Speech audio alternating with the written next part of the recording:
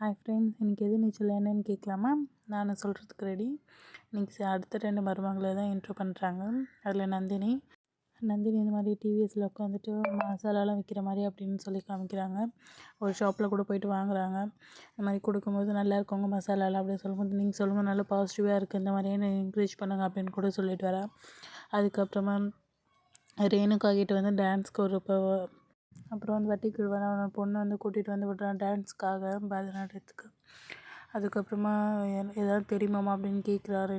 எனக்கு எதுவும் தெரியாது, பேச மட்டும்தான் தெரியும் அப்பா மாதிரி அப்படின்னு சொல்லிட்டு சொல்கிறா. அதுக்கப்புறமா திருப்பி அவங்க அம்மா குணசேகர் அவங்க அம்மா காமிக்கிறாங்க. இந்த மாதிரி என்ன ஆச்சு அப்படின்னு சொல்லிட்டு, என் தலையை வச்சாவது நான் அண்ணன் வெளியே கதிர் மாதிரி சொல்கிறான். அதுக்கப்புறமா திருப்பி எல்லோரும் உட்காந்து பேசிகிட்ருக்காங்க, கிண்டல் பண்ணிட்டுருக்காங்க. அதுக்கப்புறம் அந்த 2 சின்ன பசங்களும் பேசுது, உனக்குலாம் என்ன தெரியும், நீ அமைதியார் அப்படின்னு சொல்கிறாங்க. எல்லா அம்மாவோட ட்ரைனிங் அப்படின்னு சொல்லிட்டு சொல்கிறதுக்கு எல்லாம் சொல்கிறாங்க. அப்புறம் திருப்பி அவங்க பாட்டிக்கிட்ட பேசுகிறாங்க. அதுக்கப்புறம் இங்கே ஒரு பிரச்சனை அப்படின்னு சொல்லிட்டு, இவ்வளோ தூரம் வந்துட்டீங்க, எல்லாம் முடிஞ்சிடும் நல்லபடியாக அப்படின்னு சொல்லிட்டு, அதான் ஜனனி கூட்டிகிட்டு வந்துடுவா அந்த லேடியை அப்படின்னு சொல்கிறாங்க.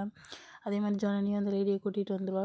நீங்களாம் நினச்சாதான் எல்லாமே ஒன்று சேர முடியும், எதிர்நீச்சல் போட்டு முன்னாடி வரணும் அப்படின்னு சொல்லிட்டு மோட்டிவேஷன் பண்ணுற மாதிரி பேசுகிறா. அதுக்கப்புறம் எல்லா லேடிஸும் சைன் போட்டுற மாதிரி ஒரு மோட்டிவேஷ்னல் ஸ்பீச்சோடு முடியுது. அதுக்கப்புறம் பாட்டிக்கிட்ட பேசுகிறா, நீ தொட்டது எல்லாமே நல்லபடியாக நடக்கும் அப்படின்னு சொல்லிட்டு இது பண்ணுறாங்க.